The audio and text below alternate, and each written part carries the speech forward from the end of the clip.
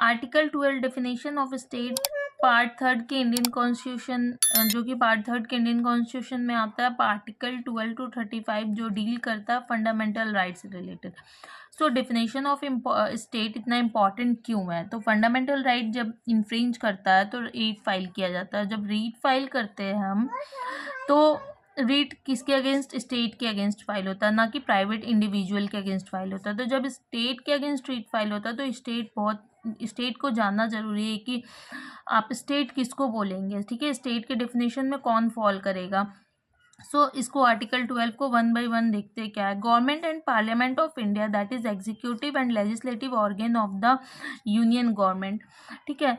एक तो union government इसमें बात कर रहा है, गवर्नमेंट एंड पार्लियामेंट, एक सरकार और एक पार्लियामेंट, ठीक है। गवर्नमेंट और पार्लियामेंट और भारत के जो गवर्नमेंट एंड पार्लियामेंट है, एक एग्जीक्यूटिव बॉडी है, एक लेजिस्लेटिव बॉडी है, ठीक है, ये जो यूनियन में परफॉर्म करती है। Government and legislature of state, that is executive and legislative organ of state government, इसमें गवर्नमेंट और लेजिस्लेटिव बॉडी जो होती है, ठीक है। अब लेजिस्लेटिव बॉडी क्या होती है वो मैं एक चार्ट से आपको समझाऊंगी। इसमें जो है वो गवर्नमेंट जो हो गई एग्जीक्यूटिव बॉडी हो गई, लेजिस्लेचर में जैसे आ गई आपकी state governor, state legislative assembly, फिर स्टेट लेजिस्लेटिव काउंसिल, जो कि क्या हो गई? लेजिस्लेटिव बॉडी हो गई, ठीक है, ये स्टेट में हो गई। ऑल लोकल अथॉरिटीज़ को हम लोग डील करेंगे section 3 subsection 31 of general clauses act 1987 में के अंदर लोकल अथॉरिटीज़ में क्या क्या आएंगे वो डील करेंगे। जैसे दैट इज़ म्यूनिसिपैलिटीज़ ले लीजिए, पंचायत ले लीजिए, डिस्ट्रिक्ट बोर्ड, इम्प्रूवमेंट ट्रस्ट, ये सब लोकल अथॉरिटी में आएंगे। अब यहाँ पे प्रॉब्लम आती है अदर अथॉरिटीज़। तो ऑल अदर अथॉरिटीज़ में क्या आएंगे? जैसे all other authorities that is statutory और non statutory authorities like LIC, ONGC, SAIL etcetera. तो मेन प्रॉब्लम आती है अदर अथॉरिटी में कि अदर अथॉरिटी में क्या आएंगे क्या नहीं आएंगे, ठीक है। तो अब पहले देखिए एग्जीक्यूटिव बॉडी को अच्छे से समझते हैं।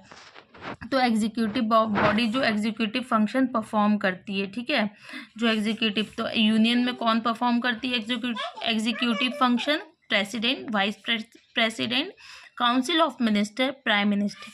स्टेट में कौन परफॉर्म करती है executive function? Governor, council of minister and chief minister.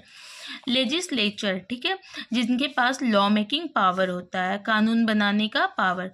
Union में किसके पास होता है? President, Lok Sabha and Rajya Sabha. State में किसके पास होता है law making power? Governor, state legislative assembly, state legislative council. So ये सारे स्टेट के डेफिनेशन में फॉल करते हैं। जब हम बात करते हैं एग्जीक्यूटिव और लेजिस्लेटिव की, तो वहाँ क्वेश्चन अराइज होता है what about judiciary. So judiciary क्या स्टेट होगी?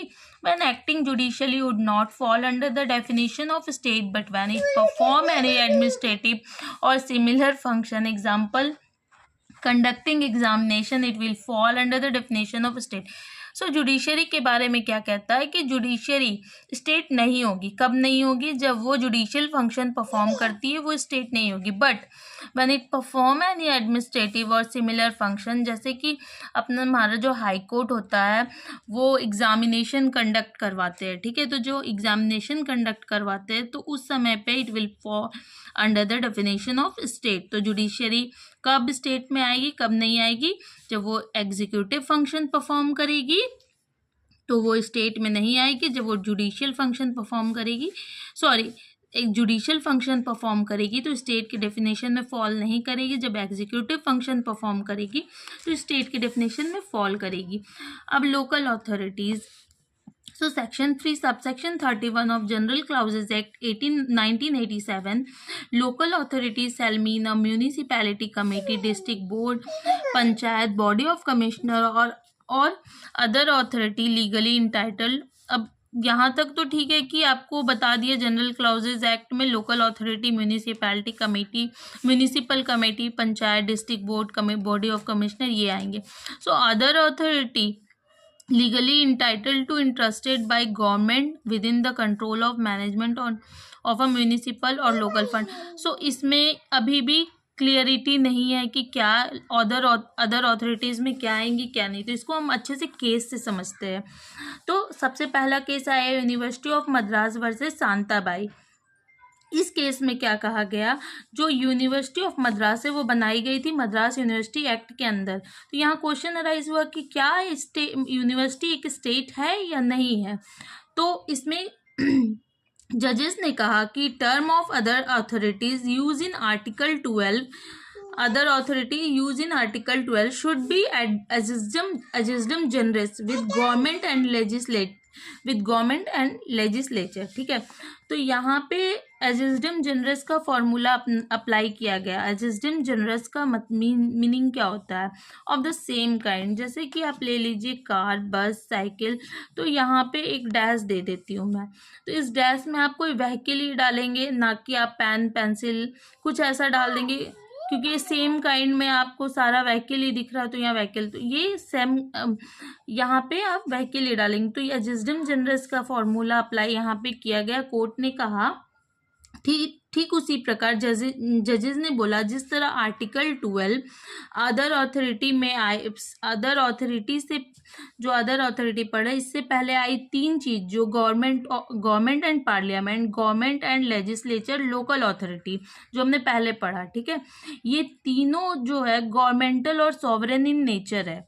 ये क्या है, governmental and sovereign in nature. ठीक है, कौन, जिस इससे अदर अथॉरिटी से पहले हमने जो पढ़ा वो क्या पढ़ा, government and parliament, government and legislature और लोकल अथॉरिटी। ये है governmental and sovereign in nature है। तो अदर अथॉरिटी में भी जब बात की जाए तो जो भी चीज़ें आएंगी वो गवर्नमेंट या सॉवरेन नेचर की होनी चाहिए, उनको परफॉर्म करना चाहिए, government and sovereign nature. But यहाँ कहा गया कि यूनिवर्सिटी जो है वो सेम नेचर की नहीं है, वो government and sovereign nature perform नहीं कर रही है, तो इसलिए वो स्टेट के डेफिनेशन में नहीं आएगी। इस केस के हिसाब से यही बोला गया कि यूनिवर्सिटी जो है स्टेट के डेफिनेशन में फॉल नहीं करेगी। ठीक है, अब दूसरे केस की बात करते हैं। दूसरा केस क्या आया, Ujjam Bai versus state of UP. So इस केस में एजिस्डम जनरस वाली जो अप्रोच थी वो कैंसिल हो गई। ठीक है, ये एजिस्डम जनरस, इसमें कोर्ट ने कहा कि एजिस्डम जनरस की जो अप्रोच है वो बहुत ही रिस्ट्रिक्टेड है। ठीक है, बहुत ही रिस्ट्रिक्टेड है।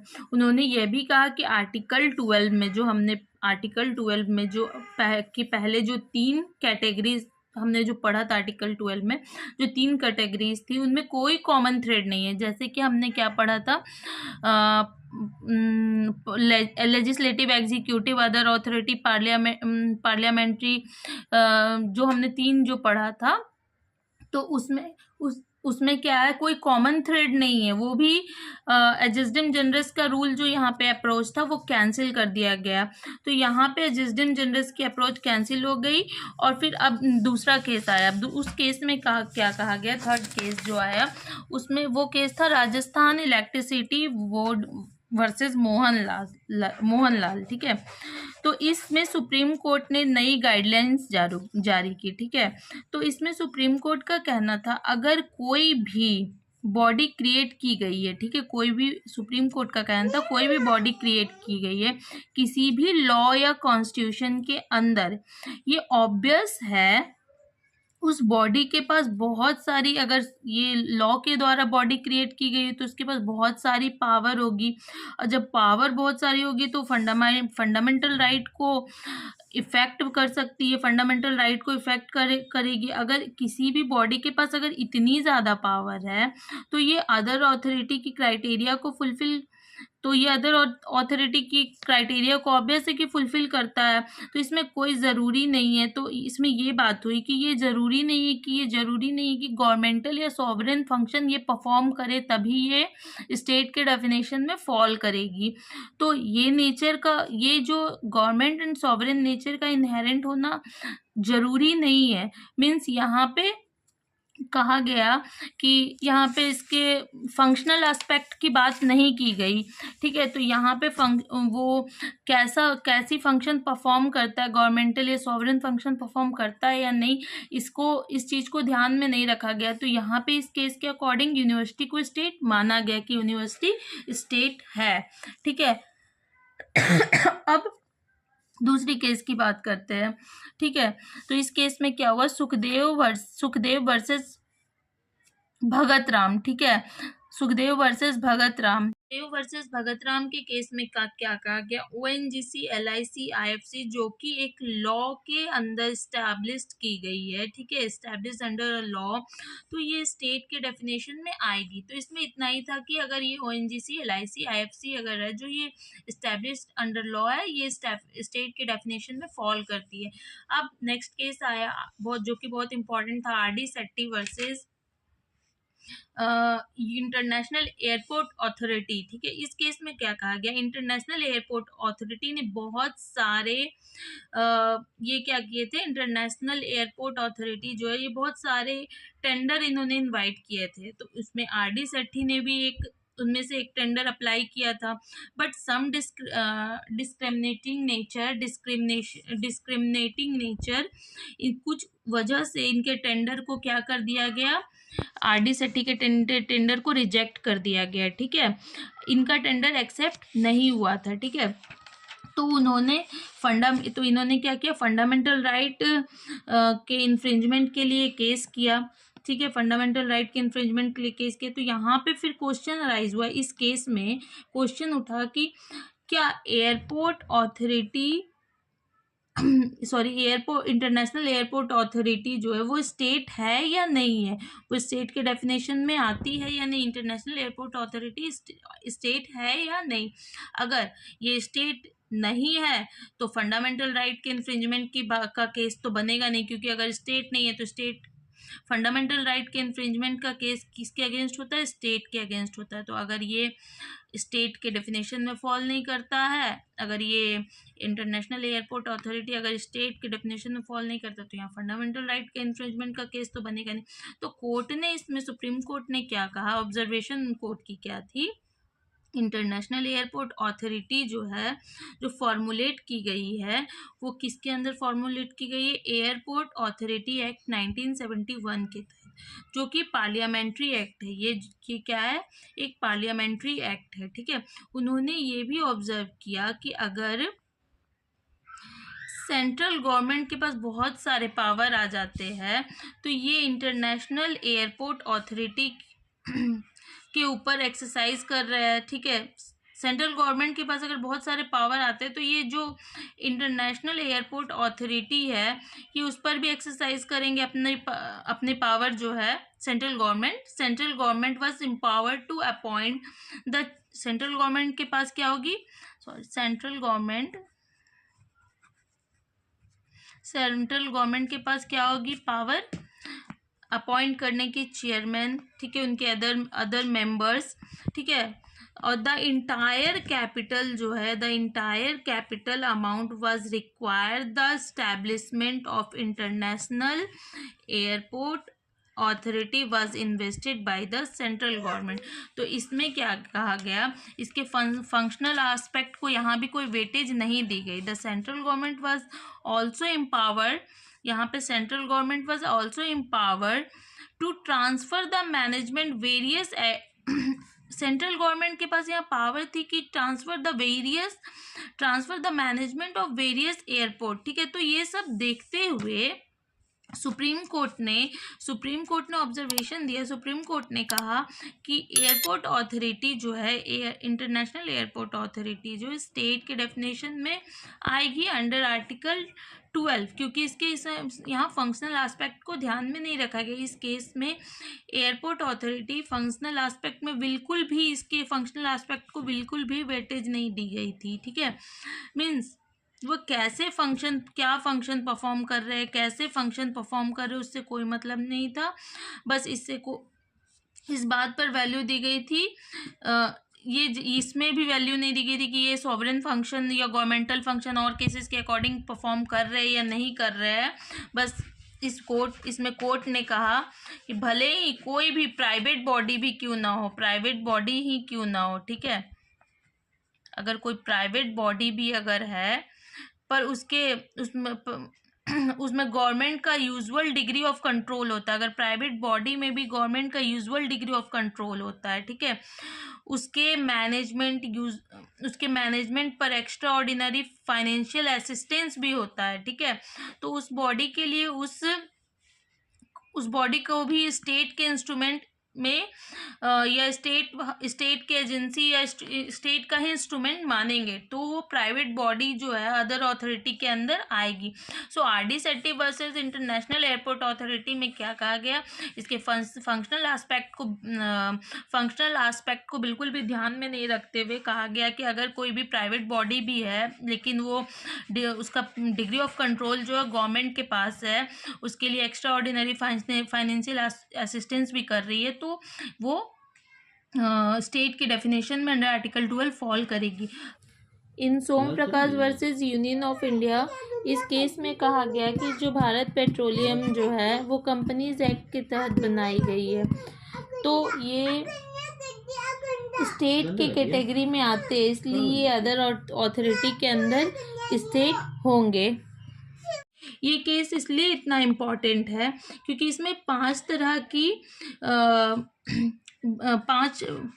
की बॉडी के बारे में बताया गया है, ठीक है, 5 तरह की चीज़ों के बारे में बताया गया है कि क्राइटेरिया कैसे कैसे हम स्टेट को डिफाइन करेंगे। जैसे कि इसमें क्या कहा गया, financial resource of state being the chief funding source, अगर फिनेंशियल रिसोर्स जो कि स्टेट दे रहा है वो चीफ फंडिंग सोर्स है, ठीक है,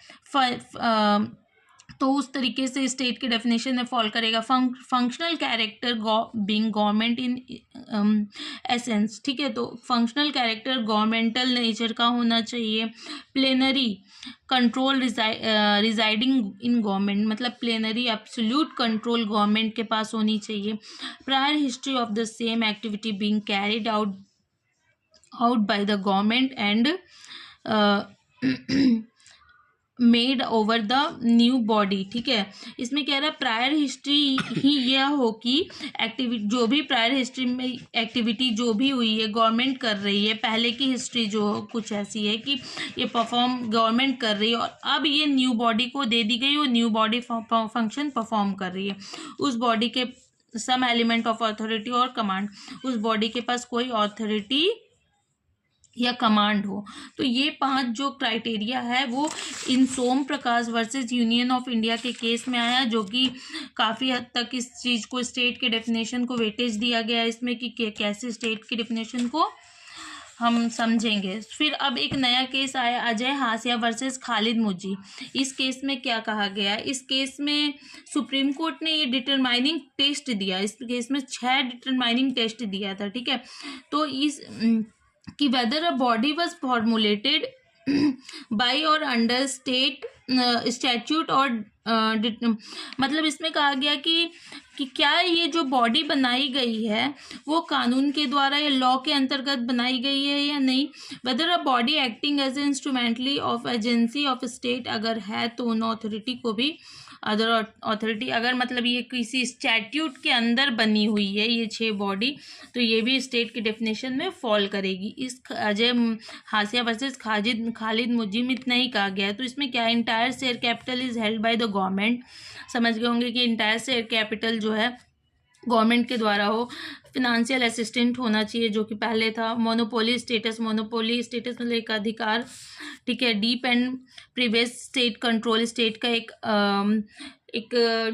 डीप मतलब कह सकते हैं कि स्टेट का कंट्रोल होना चाहिए। फंक्शन ऑफ कोऑपरेशन, ठीक है, कोऑपरेटिव सोसाइटी कोऑपरेशन की तरह फंक्शन परफॉर्म करे। Depth of government is transfer to cooperation, ठीक है। सो ये 6 जो है डिटरमाइनिंग टेस्ट वो अजय हासिया वर्सेस खालिद मुजी के केस में ये 6 डिटरमाइनिंग टेस्ट दी गई कि इससे जो आपका वो स्टेट का डेफिनेशन और भी क्लियर हो सके। तो होप सो आपको स्टेट की डेफिनेशन, स्टेट का जो डेफिनेशन है वो क्लियर हो गया होगा। अब अगर आपको इससे रिलेटेड कोई नोट्स चाहिए तो उसको मैं डिस्क्रिप्शन बॉक्स में आपको लिंक डाल दूँगी, तो आप वहाँ से ले लेना। ओके।